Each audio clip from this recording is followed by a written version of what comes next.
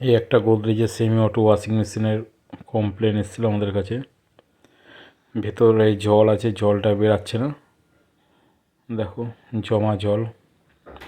আর washing মেশিনের ওয়াশের নবটা নষ্ট হয়ে গেছে, এই যে এরকম ভেঙে গেছিলো।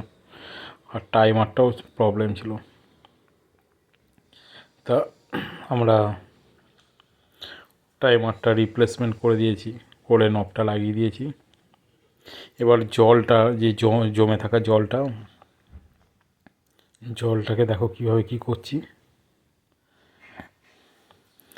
যখন এরকম জল জমে থাকবে বা ড্রেন করবে, আউটলেট যখন না হবে, এর জন্য দুটো রিজন হতে পারে। এক, ভেতরে পয়সা থাকতে পারে। দ্বিতীয়ত,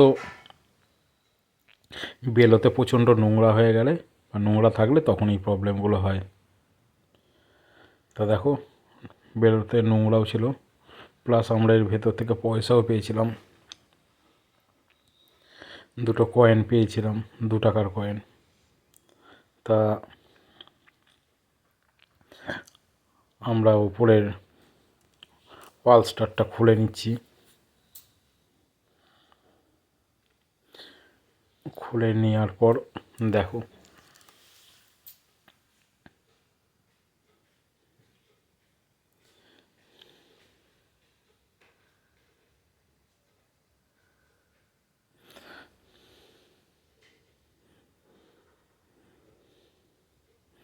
এরকম নোংরা কালি জল। ভেতরে পয়সা থাকলে এত সমস্যাই দেখো,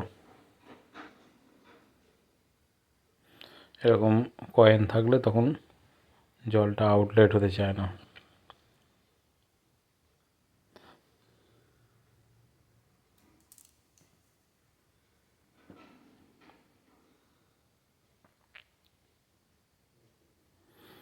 দেখো এরকমভাবে পয়সাগুলো বার করতেও খুব কষ্ট হয়েছে। এখন দেখো কী সুন্দর আউটলেট হয়ে গেল জলটা।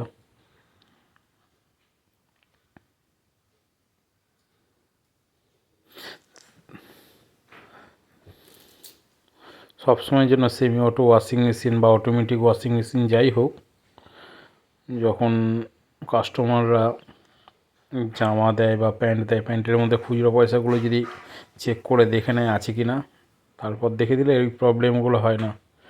এতে কাস্টমারদেরও সমস্যা হয়। আর আমাদের দেখো, আমাদের তো সার্ভিস চার্জ আমরা পেয়ে যাই, ঠিক আছে, তবে ক্রিটিক্যাল জায়গায় পয়সা আটকে গেলে তখন বার করা খুব টাফ হয়ে যায়। ছোট ছোট 1 টাকার কয়েনগুলো থাকলে সেগুলো বেরিয়ে যায়। কিন্তু দেখো এখন কীভাবে কী সুন্দরভাবে জলের প্রেসার দিয়ে আমরা পুরো জায়গাটাকে নিট অ্যান্ড ক্লিন করে দিচ্ছি।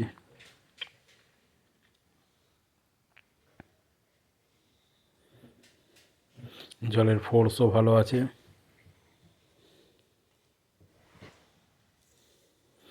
বেলোটাকেও ভালো করে একদম সেট করে দিলাম।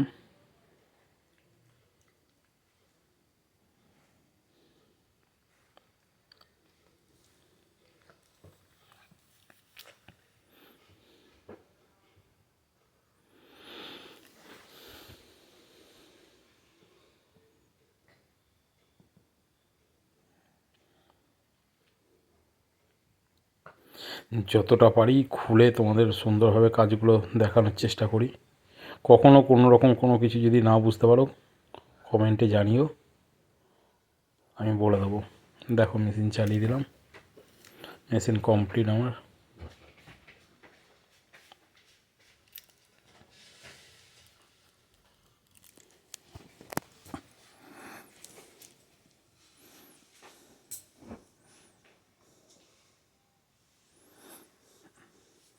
এখন জলও যাবে, অসুবিধা নেই, সুন্দর মতন ড্রেন হচ্ছে।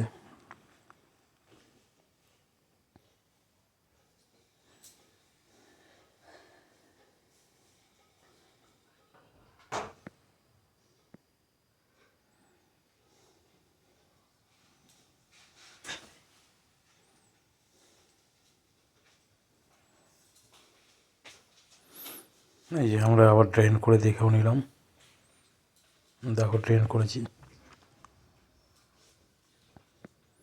কাস্টমারকেও দেখিয়ে দিলাম ফুল অ্যান্ড ফাইনালি।